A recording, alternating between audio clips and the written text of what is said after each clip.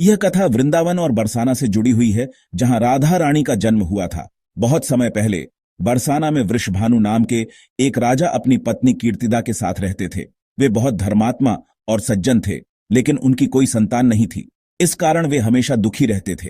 एक दिन जब राजा वृषभानु सरोवर में स्नान कर रहे थे, तो उन्हें एक कमल के फूल पर एक अत्यंत सुंदर तेजस्वी शिशु कन्या दिखाई दी। उस कन्या को देखकर वे बहुत प्रसन्न हुए। उसी समय आकाशवाणी हुई कि हे राजा, यह कन्या कोई साधारण कन्या नहीं है, यह स्वयं देवी राधा है। तुम इसे अपनी पुत्री के रूप में स्वीकार करो। राजा ने उस कन्या को गोद में उठाया और अपनी पत्नी के पास ले आए।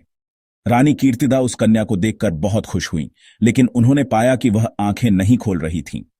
रानी बहुत चिंतित हुई और उन्होंने कई वैद्यों और ज्योतिषियों को दिखाया, लेकिन कोई भी इस रहस्य को नहीं समझ पाया।